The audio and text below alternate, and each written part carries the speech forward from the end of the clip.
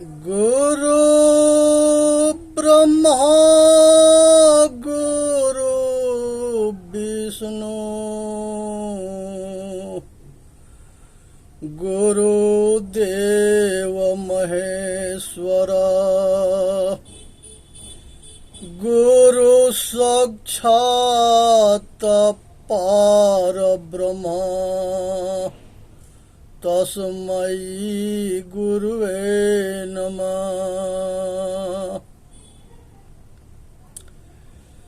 सब धरती कागज करूं लेखनी सब बनराय सात समुद्र के मासी करूं गुरु गुण लिखा न जाए। हे पूजनीय संत समाज देवी और देवता सुने समझे विचार करे और अपना कल्याण करे। कठोपनिषद में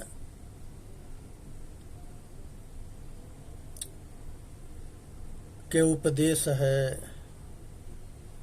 जिसमें यमराज जी जो है नचिकेता के आत्मज्ञान के उपदेश देते हैं और ये बहुत जो है गूढ़ विषय है, अगुप्त विषय है, ये सबको नहीं बताया जाता है। आज जो है हम लोगों का सौभाग्य है कि हम जो है वेद शास्त्र उपनिषद पढ़ रहे हैं, समझ रहे हैं, जान रहे हैं, नहीं तो ये पहले देखने के ना मिलता था। एक बाजी सरवा नाम के एक ऋषि हुए, बहुत महान ऋषि थे। उन्होंने एक बहुत महान यज्ञ किए। उस यज्ञ में पंडितों के बुढ़ी गाय दान दे रहे थे। उनके बुढ़ी गाय दान देते हुए देख करके उनका एक पुत्र था जिसका नाम नचिकेता था। और ऋषि बाजी सरवा जो है बुढ़ी गाय के दान पंडितों के दे रहे थे। पहले धन जो है पशु माने जाते थे और पुत्र और पुत्री मानी जाती थी। परिवार ही दौलत है, धन है। जिसके परिवार ना है वो सब कुछ रहने पर बेकार है। इसीलिए दुनिया एक बारिश खातिर परेशान होती है। जब बूढ़ी गाय पंडितन के दान दे रहे थे तो नचिकेता जो है उनको अच्छा ना लगा, तो वो अपने पिताजी से कहे कि पिताजी, ये बूढ़ी गाय जो दान दे रहे हो, ये इससे पंडितों के क्या लाभ होगा? ये ना बच्चा देगी, ना दूध देगी, ये और बोझा बन जाएगी। नचिकेता के बाजी सरवा जो ऋषि थे वो कहे कि गोबर तो देगी, खाली गोबर से तो काम चले ना, जलावन के काम होगा। अब उसके बाद से जो है नचिकेता अपने पिताजी से कहे कि पिताजी, जो सबसे प्रिय वस्तु होता है वो दान दिया जाता है। आप जो है हमको किसके दाम दे रहे हो? नचिकेता अपने पिता ऋषि बाजी सरवा से कह रहे हैं कि पिताजी, जो सबसे प्रिय वस्तु होता है उसको दान दिया जाता है। आपके हम पुत्र हैं, हम सबसे प्रिय हैं, हमको किसको दान दे रहे हो? और भरी सभा में ये बात जो है बार बार नचिकेता कहते थे और बाजी सरवा ऋषि जो है इसको अनदेखा करते थे। लास्ट में गुस्सा में कह दिए कि तुम्हारे को हम यमराज को दान दे रहे हैं। बाजी सरवा जो है अपना दान पुण्य यज्ञ में लगे हुए थे। नचिकेता जो है वो जो है चला गया यमराज के घर पर। यमराज कहीं आकाश में ना रहता है, यमराज नाम के आचार्य थे। और यमराज धर्मराज ये दोनों आचार्य है, विद्वान है। एक जो है मृत्यु संबंधित काम देखता है, एक धर्म संबंधित काम देखते हैं। तो जो यमराज है ये मृत्यु के देवता थे। तो इन्होंने जो है ये आचार्य कहीं गए हुए थे, आइए पूछते पूछते यमराज के घर पर पहुंच गए। और वहां पर पता लगा कि यमराज आचार्य कहीं गए हुए हैं। वो उन्हीं के दरवाजा पर बैठे रहे, न पानी पिए न खाना खाए। ऐसे 3 दिन बीत गया। यमराज आए, सुने कि हमारे दरवाजा पर एक ब्राह्मण जो है अतिथि न खाना खा रहा है न पानी पी रहा है। आज 3 दिन बीत गया है उसको उपवास करते। यमराज जी जो है बड़ी श्रद्धा के साथ आए और वो ब्राह्मण से कहे कि भाई आप जो है 3 दिन से हमारे दरवाजा पर बिना खाए पिए पड़े हो, इसके कारण क्या है? नचिकेता कहते हैं कि हे प्रभु, अपने पिता के यज्ञ के, बूढ़ी गाय के, सब कुछ के कहानी कह के सुना दिए। लास्ट में ये भी कह दिए कि हम पूछे कि हमको किसको दान दे रहे हो, तो हमारे पिताजी कहे कि हम यमराज को दान दे रहे हैं। तो हम आपके समर्पित हो गए और आपके शरण में आ गए। और आप हमके अब बताओ कि कुछ हमारे प्रश्न के शंका है, उसके समाधान आप करो।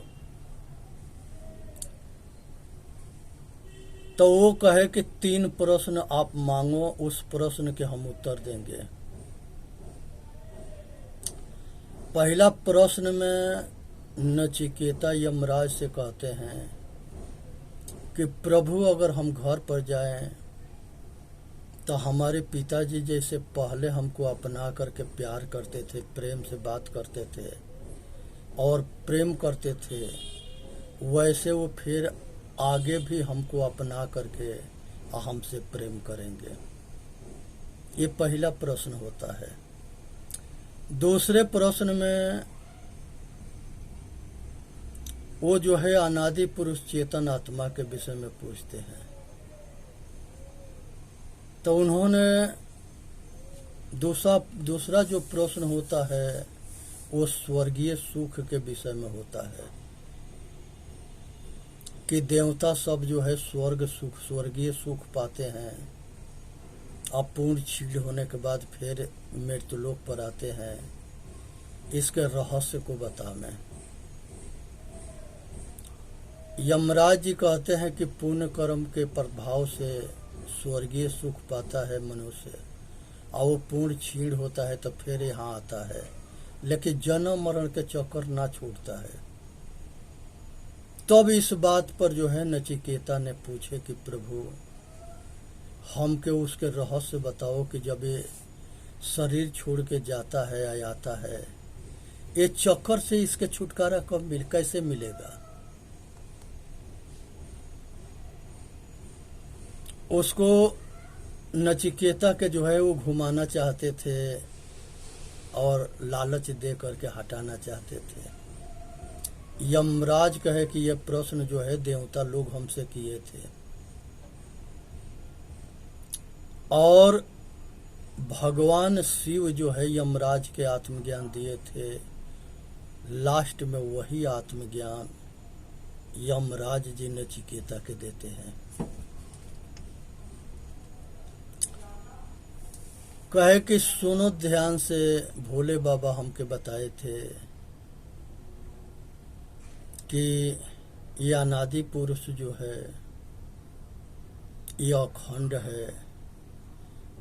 अखंड के मतलब होता है कि ये किसी के अंश अंशी नहीं है,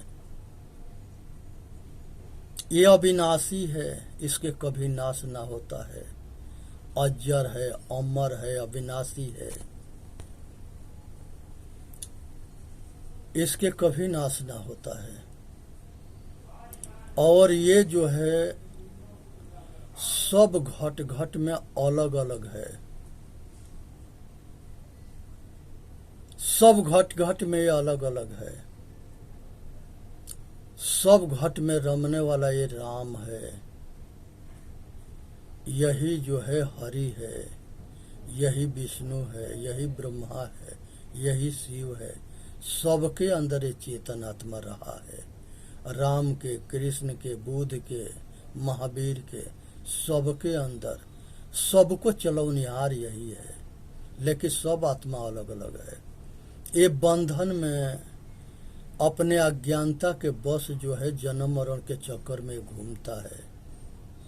आज जब आत्म ज्ञान होता है तो ये अपने सारे बंधन को त्याग कर छोड़ करके जन्म मरण के चक्कर से छूट जाता है। इसी के अमरता के ज्ञान कहते हैं, यही आत्मज्ञान है।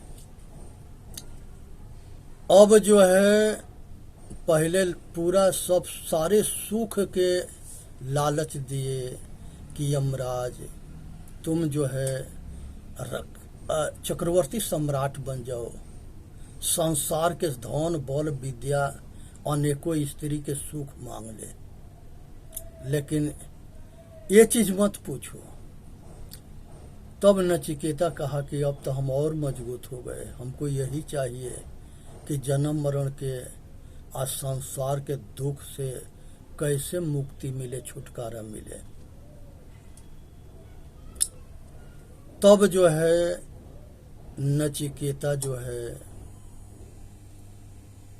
यमराज जी नचिकेता को बताते हैं कि ये ज्ञान स्वरूपा है, ये जहाँ रहता है वो ज्ञान करता है। आइए अपने पाप कर्म के कारण जो है 84 में अंडज, पिंडज, उखमज ये 3 का खाने के भोग में घूमता है। अनेक तरह के पशु बनना, अनेक तरह के पक्षी बनना, अनेक तरह के कीड़ा मकोड़ा बनना, अनेक तरह के जल के मछली बनना, अनेक तरह के जो है उखमज खानी, गटर के, टट्टी के, नाली के कीड़ा तक ले बनता है, जल के मछली बनता है, पक्षी बनता है, पशु बनता है। यही 84 है। ये जो है मनुष्य में जब आता है तो ये पशु वाली आदत ना छोड़ता है, जानवर वाली आदत ना छोड़ता है, ये होश में होना ना चाहता है। कोई कुछ बताना चाहता है तो कहता है कि हमारे पास टाइम ना है, समझना ना चाहता है, बेहोश रहना चाहता है, होश में होना ना चाहता है। उसके बाद से जो है यमराज जी बताते हैं कि ये जहाँ रहता है वहाँ ज्ञान करता है, ज्ञान स्वरूपा है। संसार के मनोवृत्ति, चित्तवृत्ति, बुद्धि से निर्णय, अहंकार शून्य, ये चारों अंतःकरण के मन, बुद्धि, चित्त, अहंकार जिसके सत्ता से काम करता है वो चेतन आत्मा खुद ही खुदा है, परमात्मा है। जब ये बंद अज्ञान दशा में जीव कहीं की, मोक्ष दशा में शिव। यह ज्ञान दशा में जीव होता है, मोक्ष दशा में शिव होता है। ये सभी इंद्रियों के द्वारा सभी विषय के ज्ञान करता है। ये सभी विषय के ज्ञान करने के जो शक्ति देता है वह चेतन आत्मा ब्रह्म है, जिसे सभी इंद्रियों के द्वारा शब्द, स्पर्श, रूप, रस, गंध आँख, कान, नाक, जीभ और त्वचा, ये पांचों ज्ञान इंद्रिय से पांचों विषय के ज्ञान करता है, वो ब्रह्म है। ये पांचों के जनैया है। छठा कोई विषय ना है, छठा जो है मन है। और मन को जो संचालन करता है वो चेतन आत्मा है। मन, बुद्धि, चित्त, अहंकार, ये चतुष्ट अंतकरण के भी वो स्वामी है, 10 इंद्रियां के स्वामी है। चार अवस्था होता है इसके, जागृत, स्वप्न, सुषुप्ति, ये तीनों दशा से ऊपर उठता है। जागृत में सब काम करता है, स्वप्न में किए हुए कर्म के संस्कार को देखता है, और सुषुप्ति में ये विश्राम करता है, आराम करता है, अचेत अवस्था में होता है। लेकिन जानता है अपने सुषुप्ति को भी कि हम जागृत में काम करते हैं, स्वप्न में अपने संस्कार के देखते हैं, और सुषुप्ति में आनंद से, विश्राम से सोते हैं, वो आनंद को भी जानता है। ये तीनों से जब ऊपर उठता है तो वो चौथा तुरीय अवस्था होता है। तो यहाँ जो है तुरीय अवस्था में परम साक्षी रह जाता है ये संसार के, ये तीनों स्थिति के। चौथा के चौथा ना होता है, जड़ के जड़ ना होता है, तो वो चौथा जो है शेष रह जाना, खुद रह जाना, जागृति। जागृत रूपी जीव है, शब्द सुहागा सेत, ये जागृत रूपी है। उसके बाद से जो है ये अपने के एहसास करता है, अपने के अनुभूति करता है, अपने के साक्षात्कार करता है, अपने को जानना, अपने को मानना, अपने आप में स्थिर होना, और परम शांति और परम आनंद की अनुभूति करते हुए परमानंद की प्राप्ति, अपने स्वरूप के प्राप्ति, उसको सतगुरु कबीर साहब सहज समाधि कहते हैं। संतो सहज समाधि भली, संतो सहज समाधि भली। अपने के जानो, अपने के मानो, अपने के ध्यान करो, अपने स्वरूप में स्थित हो, अपने आप में पूर्ण शांत हो जाना, पूर्ण आनंदित हो जाना। सत्यम शिवम सुंदरम, सत्य स्वयं में अति सुंदर है।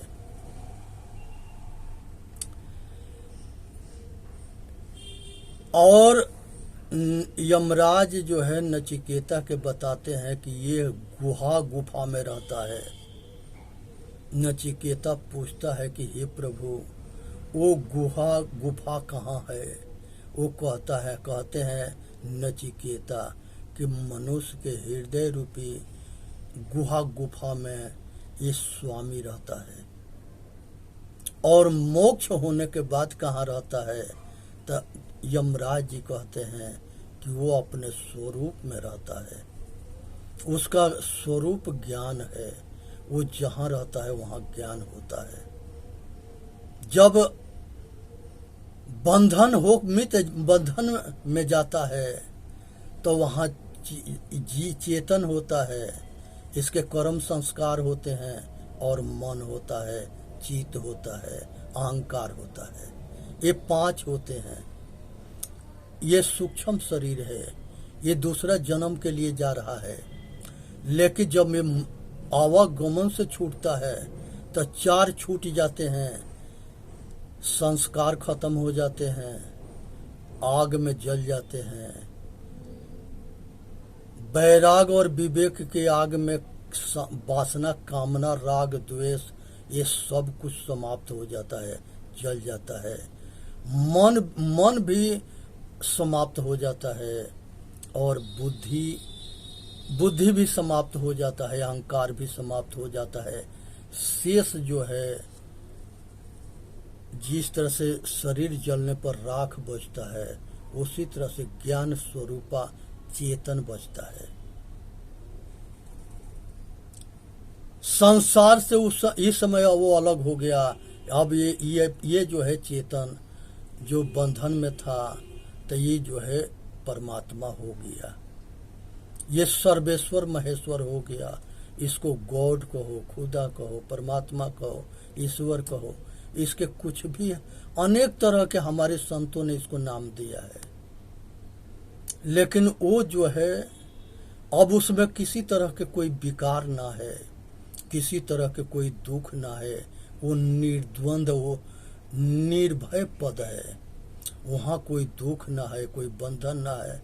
वो जो है जिस तरह से सोना के तपा देने पर उसके मैल जल जाता है, वैसे चेतन आत्मा ये जो है शेष रह जाता है और वो ज्ञान स्वरूपा है, वो देवता देवी बन जाता है। वहाँ पर जो है वो परम स्थिति है, परम शांति या परम आनंद। अब यहाँ पर उस सारे दुख से छूट जाना और संसार के अपने आप में पूर्ण विश्राम हो जाना। जिस तरह से जब मनुष्य जिंदगी में जीता है तो 99 के चक्कर में घूमता है, मरते हैं तो जाता है तो लोग कहते हैं कि सो जा रहा है। चेतन जीव दुख मुक्त चैनल पर आके अपना कल्याण करे। बोलिए सतगुरुदेव की जय। साहे बंदगी, साहे बंदगी, साहे बंदगी।